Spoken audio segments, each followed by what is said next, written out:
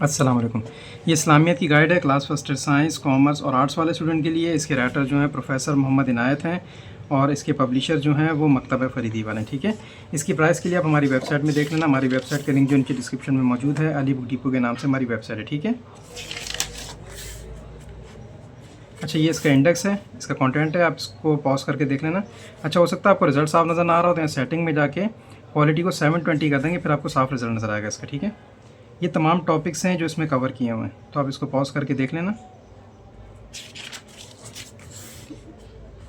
ठीक है, ये क्वेश्चन आंसर की सूरत में नहीं है, ये नोट्स की सूरत में। मैं आपको इसका एक आध चैप्टर दिखा भी दूंगा, इसको पॉज करके देख लेना। ठीक है, इसमें जो मश्क के सवालात हैं वो तो हल किए हुए हैं। ठीक है, तमाम के तमाम।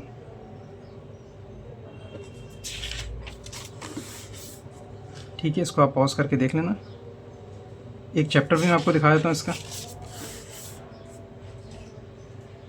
ठीक है जी, अच्छा पहला चैप्टर है कुरान मजीद। ठीक है, जैसे कुरान मजीद की हेडिंग डाली हुई है, इसके बारे में लिखा हुआ है। ठीक है, कुरान के अल्फाजी मायने, लफ्ज़ी मायने, फिर ये सब कुछ लिखा हुआ है। आप इसको पॉज करके देख लेना।